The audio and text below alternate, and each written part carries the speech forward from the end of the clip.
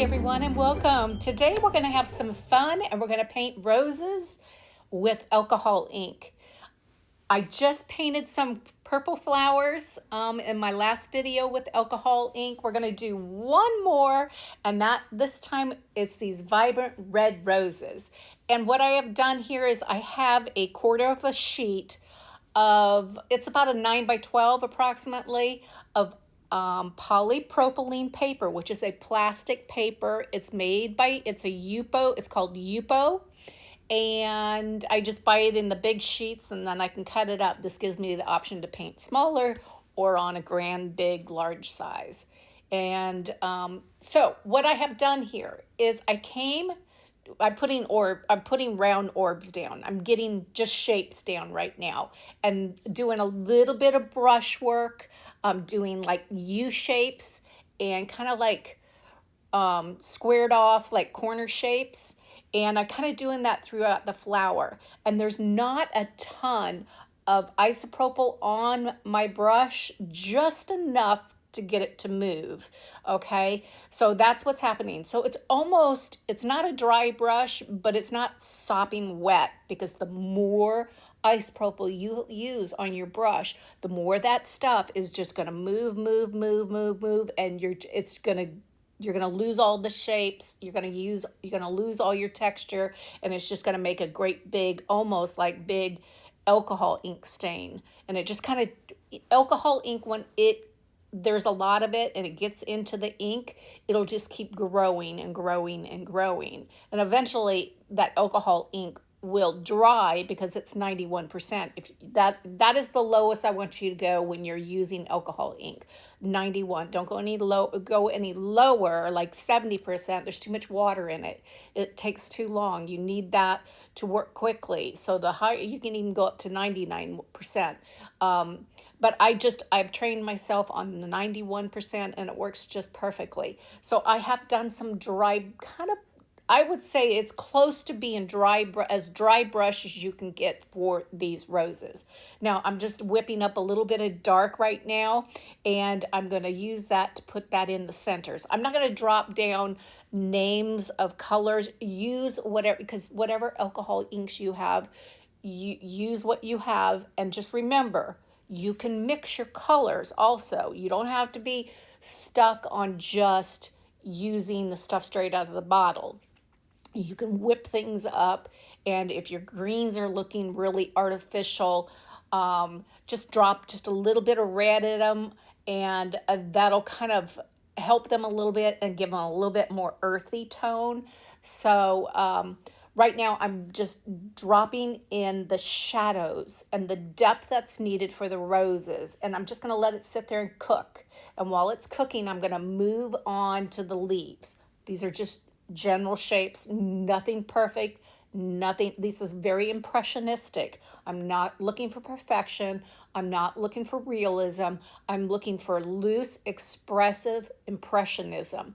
So I've also pre-prepped this paper prior to filming of a background. What I did for the background is I did a wash of this kind of peachy pink color. Okay, so I got it all over the paper, and then all I did was drag my brush or tool that I used. I think I used a sponge applicator tool, and I'll drop that in the products listing that you can pick up and get yourself some, because if you're going to use alcohol inks, these sponge applicator things are, especially if you're going to do flowers, you're going to need them, okay? So I highly suggest buying them. And I use that sponge applicator to create this crosshatch effect. Now, there's other things you can do to the background. Sky's the limit what you want to do. I just wanted to kind of give a feeling like these flowers were sitting in a room, and the background was this kind of peachy, kind of wallpaper kind of look. And you could get really creative with your background. I mean, you could get into using a stencil and kind of using just a light, barely any alcohol to disperse and break up that pigment so you can get it onto the paper and by using a stencil. You'd have to be really careful, but it can be done. So sky's the limit what you do with your background. I decided that I was going to do this. Now, what I have done here is do you notice I used some tissue. It's just toilet tissue. It's one ply. It's really thin. And I just go in and I got a little bit on my tissue and I'm dragging it through the container area. Now, I'm not hitting every area. I want to still see some of those stems in there. There's a little bit of that pink tone because the paper with alcohol ink, it has a tendency it can stain that plastic. The more you put down, the more concentrated, you're going to get a stain. But this was a very weak wash of pigment, so it didn't stain too much, but it does have a slight pink tint to it, which is good because you know what? It still gives it that kind of that feel that you can see through that container and you can see a little bit of that pink hue in the background that might be the wallpaper. Now here I felt like what I wanted to do at the bottom of the painting was I wanted to kind of tighten up that crosshatch kind of feeling at the bottom portion of the painting, and the top would expand more where it wasn't so tight. So I wanted to kind of create a feel of, a different weight, okay, I guess you could call it, to the painting. So that's what I'm doing here. And it also, I think it just, I don't know, it changes it.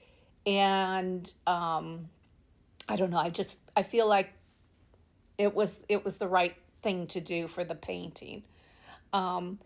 So that's what I'm going in and doing.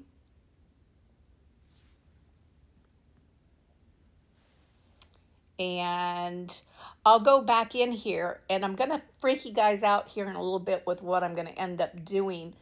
But that's part of expressive play, is to not have any fear that you're going to ruin something. The minute you come with a mindset that if I do this, I'm going to ruin the painting, that expressive, free feeling to the painting is lost. A lot of times we have to break free from that. I'm going to show you what happens here in a little bit of my mindset and what's happening here, because a lot of times I think we get caught up in perfection.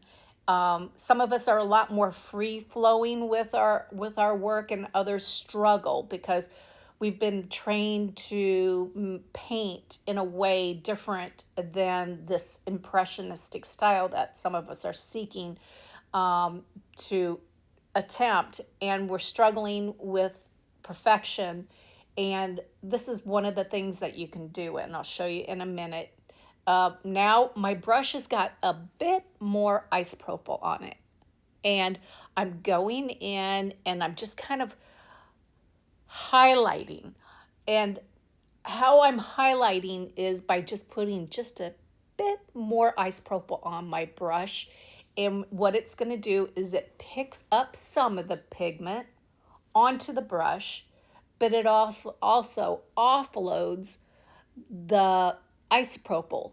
And then that isopropyl kind of breaks things up and kind of blends out. Okay, so now I'm just dragging my brush through the bottom of the vase and just lightly putting in some stems. Sorry, it's not the best. I have my painting pulled too far down. Sometimes I get so involved with what I'm doing, I forget that I'm filming, and I chopped off the bottom portion there for a while, but things will correct in a minute.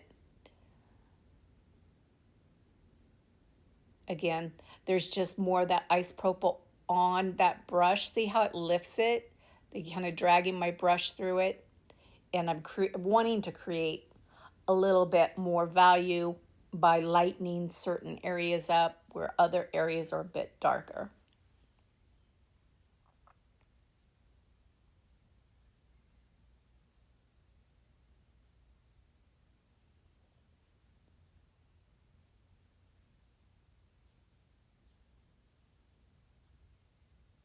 You'll have to let me know what you think of the tighter crosshatch at the bottom versus the more open weave up at the top.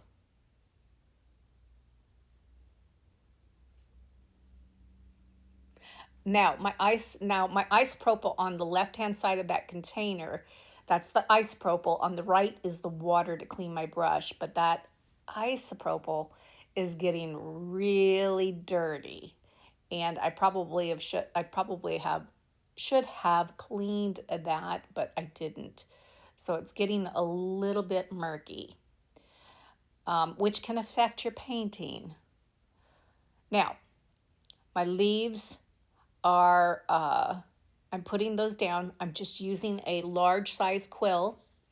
And I'm just loosely putting them in, just like as with one big swipe of the brush.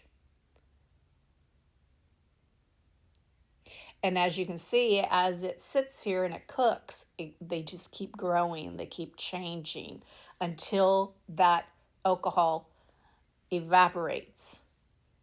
Now, there's one of the spontaneity things that I'm talking about. You guys are all going to say, oh my God, what did you do? I just sprinkled that dirty isopropyl onto the plastic paper.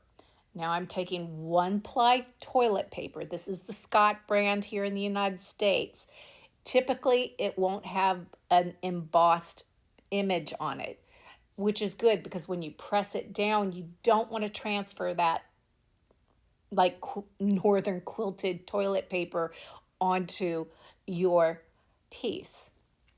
Now I did use that little blower thing to kind of lift up the toilet tissue because I needed to very carefully not disturb things too much. So as you can see, by putting that down, the isopropyl, then I laid that tissue very gently onto the surface so it helped pick up some of that isopropyl so it wasn't sitting in puddles and dispersing.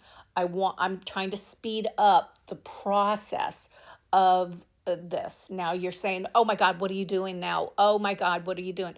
I am doing exactly what I said. I'm going to freak you guys out. But what I want to do is I want to have this spontaneity in my painting, this free flow of thought. Now, I am tapping down. I'm pressing down a little bit.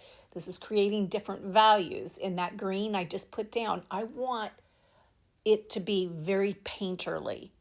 I don't want it to look like it was all painted. I want some of it to be this splashy, whatever. I don't know what the word is to explain it, but I just want it to be very loose. Let's just say that. Okay, this area is troubling me a little bit. There's always, I can say this with almost every single painting, there's always one area that chases me. And I've got this area now that is disturbing me, and I feel like I need to rebuild it. So that's what I'm doing here. I'm going to go in, take out what I didn't like, and I'm going to redo the crosshatch, okay? And then I'm going to go back in, and I'm going to put some more of that green. I'm going to shake more of that green down. Now it's just coming directly out of the bottle, okay? This isn't coming from my paintbrush. All I'm doing is dripping it onto the paper. You see, drip, drip, drip. And it is wet in those areas because I just did that crosshatch. You're watching this in real time. And so it is going to disperse and it is going to do its thing. And I'm okay with that because I want it to look like I painted some and then the alcohol did its own thing. Or the alcohol inks did their own thing. So you'll have to let me know what you think of this painting versus the other one that I just posted. That one is a little bit more me controlling the alcohol ink and forming the petals. This one is letting the splashiness of the alcohol ink. I think I prefer this one more than the other one. This one has that feeling of I've painted something and then I also got real splashy. So I like this one better. Let me know what you guys think. And this is just that little air blower thing that you can buy. And it helps me just speed up that drying time, because what I'm trying to do is stop things from growing. Stop, I need to control it a little bit. Otherwise, it'll be out of control. Okay, so I'm just going to sprinkle in a bit more of the isopropyl where I feel like things may need to be loosened up slightly. And I just used it by offloading that isopropyl. I had put a little bit on that brush and just splashing it down just a little bit, not too much. I use that tissue just to pick up excess. So if anything looks like it might get out of control, use that technique. Okay, just be careful not to press down too hard. You'll lift too much. Okay, I hope you guys enjoyed this really quick painting of roses. It was a lot of fun. Go out, get yourself some alcohol inks and have fun. And you know what? I used very little alcohol and I don't even smell it in my room. Okay, you guys, stay safe, stay well, and God bless. Bye for now.